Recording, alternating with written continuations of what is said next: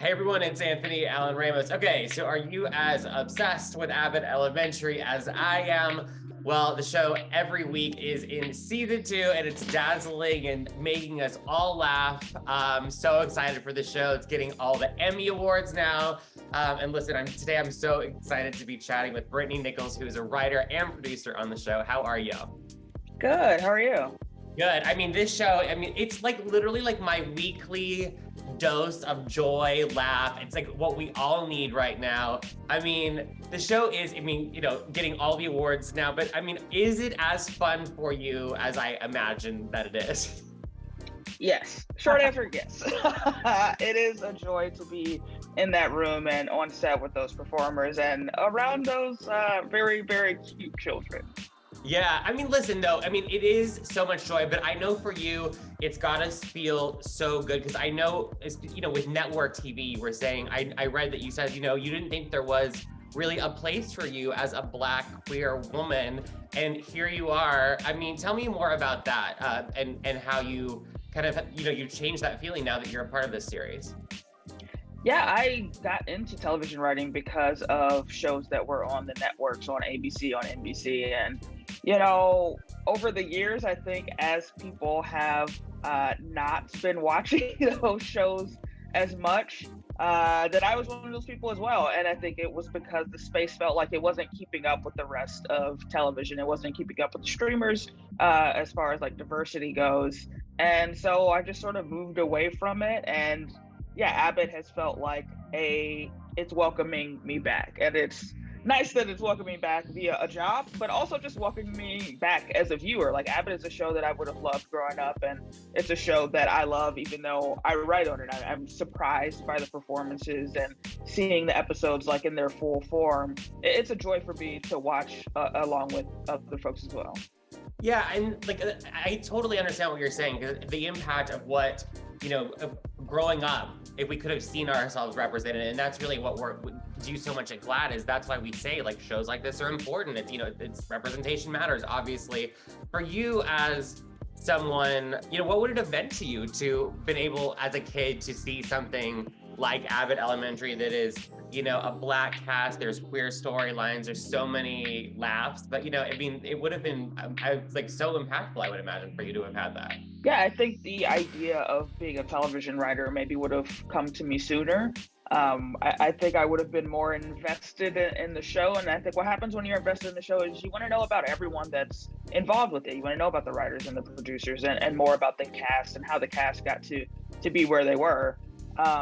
And, as a performer, even, as growing up as a kid, that never crossed my mind to do stand-up or do improv, even though I was watching those things all the time. It just was, a dearth of Black women in those spaces and rising to the top. And it's sort of thing that sometimes happens now where it feels like, oh, now we've picked this one who is the shining example. And then they sort of, people forget about that. No, there's more than one. There's a lot of other people out there who do these things. Right. Who were your inspirations as you were kind of like you said, you figured out that you wanted to be a television writer? Like, who inspired you along your journey to get to this place that you are now? The show that I credit the most was Happy Endings, was the show that really made me go, oh, okay, I think I'm gonna go do this. And that show had a pretty diverse cast. It had what was the word they used at the time? Maybe like metrosexual was the word that was being thrown around for like any man who like took care of himself. Right, yeah. Like David Wayne Jr. on that show, like that was sort of his whole bit, was that he was talking about his T-zone being Dewey. So just seeing that even within the sort of groups of people that were being brought together in these casts, these ensembles were getting more diverse. That meant a lot to me. And also Donald Glover was like a huge inspiration to me, surprisingly via his rap songs. His hip hop songs were a lot about being a young Black kid who was into comedy and finding a space for that and having that ambition. I love that. That is such a good series. I forgot about that.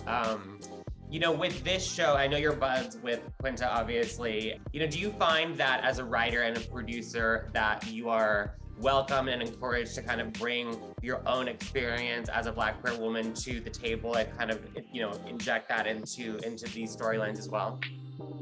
Yes, and I think that it comes across in ways that aren't obvious to the eye. Like, I think a lot of the times when you say like, oh, we want these people in these rooms, we want these people contributing, you think that the output of that is then, oh, and then there's a Black queer person on the show. Oh, then there's a Black lesbian on the show.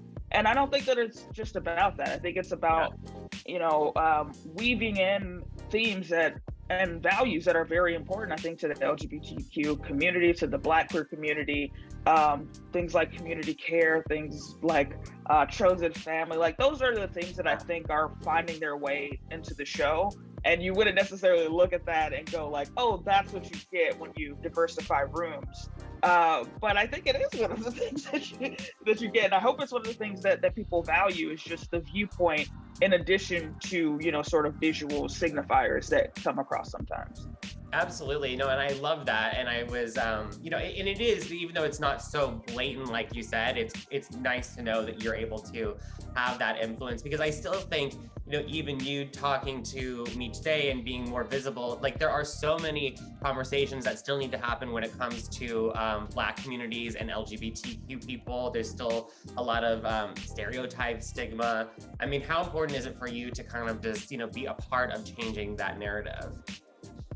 It's very important to me. It's one of the reasons that I got involved with entertainment to begin with. A lot of that was saying, oh, I didn't see myself, and now I want to be visible for other people, to just simply consider the idea, just think about, oh, this could be a route for me, because I think that, financially, it's a risk. It's a risk to try to get into entertainment, and to get into entertainment and wonder, is there even a path for me to follow down? Right? It's not just about one job. It's about, you have to keep getting jobs. And I think this is especially pertinent to performers and actors when, you look at the sides that are coming out and the roles that are coming out, you're like, none of these descriptors are Black, genderqueer, lesbian, like none of these descriptors are Latina, trans women. Like where am I even going to have the opportunity to get a job? It's sort of, trying to make a path and a way forward for non-identity based work for people that right now I think are put in a box sometimes and saying, well, you can only do this when we're writing specifically to your identity. My goal is that, when you watch a show, there could be a trans woman who's just bringing the character out in the grocery line, just working at the post office, just doing all of the things that normal LGBTQ people around the world do all the time. They have just jobs like everyone else, and that should be reflected on screen too, I think. 100%. I mean, and further more with that, what advice do you have for any, up and coming LGBTQ creators of color that are trying to find their way or figure out how they, get in the biz, and maybe, whether it's television or any other sort of media?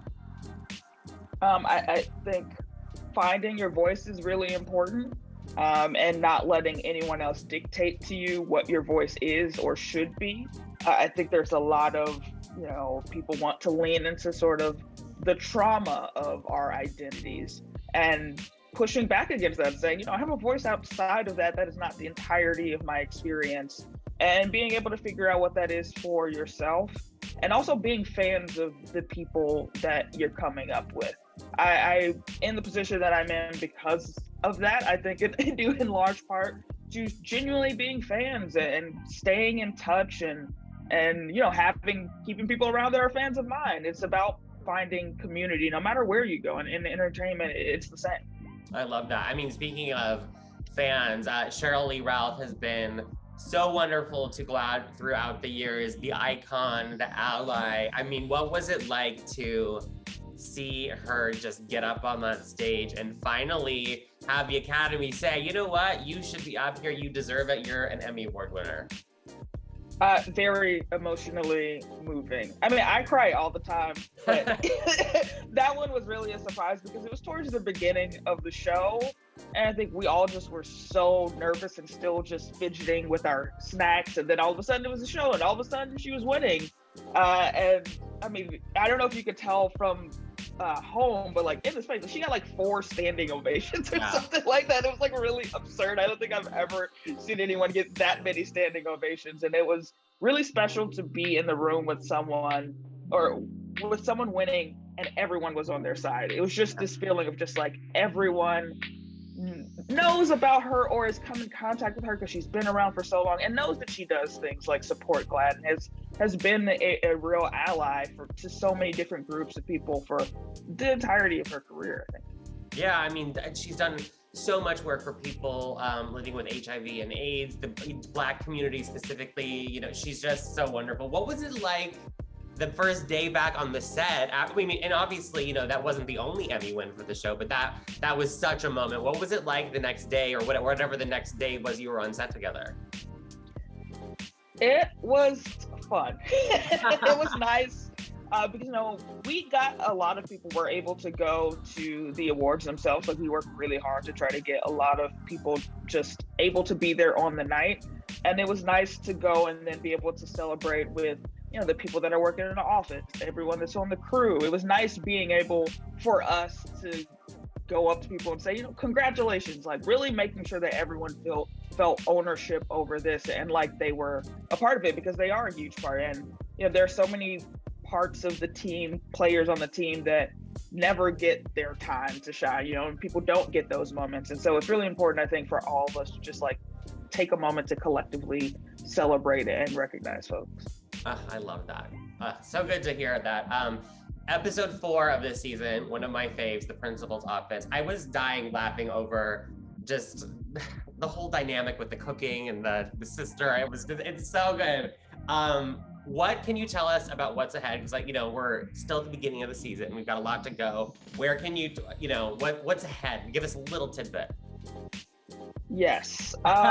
So obviously, you know, we're going to see the deepening of the Janine and Gregory relationship, seeing what they're like navigating work life. And, you know, we've brought in the outside world as well. So we're going to be going outside the school even more for the rest of the season. We're going to be outside of the school with school activities. It's really, I think the season is a lot about just expanding the world, getting people that are 1 or 2 degrees removed from being teachers themselves involved and figuring out the dynamics of those relationships. And I think Janine, you're going to see Janine continue to struggle. I mean, she's in a tough place, and figuring out how she's going to navigate that and seeing how that impacts her and what that ultimately leads to, the decisions that ultimately leads to. I'm excited for people to go on that journey with Janine, which hopefully feels relatable, but also, you know, she's a little annoying, and so she might continue to be a little annoying because she's going through a lot. Relatable yet entertaining. And you know, I'm annoying all the time. Whenever I'm going through something, I'm like, I know I'm annoying all of my friends, and I'm very sorry. It'll be over eventually. And what I love about this show is the cast. They've been acting like, you know, collectively, these people they're experienced actors, you know, they've done so many things. And then, you know, like you said, with network, it's risky. You never know and then like, it's gotta be so amazing for them to be like, oh my gosh, like this is a hit. Like people are loving this, you know, but you've got like the blend. You have like primetime Emmy saying we love it. And then all of the people are actually tuning in to watch it. Yeah, it's nice to have that love coming from audiences and from critics. I think that's a rare thing these days to be able to hit both audiences like that. And it's been a unique experience for me because I've been working in television for a little bit now, and just seeing the difference being on a hit show. It's like one of those things where you just don't know. You're just like, this is normal. This is how it is on every show. And then you get on a show like Abbott and you're like, oh, there's a whole different world out there. And so it's been really nice just being able to organically come across Abbott, being able to organically see how people are feeling without, seeking it out. Like, I just see stuff come across my Twitter timeline all the time, and it's like, this is great, because this is how I like to interact with television too. I like to talk about it, digest it, and chat with friends, and it's nice to be providing that show for so many people. Oh, I love it. Well, you deserve it. I'm so excited for you and everyone else.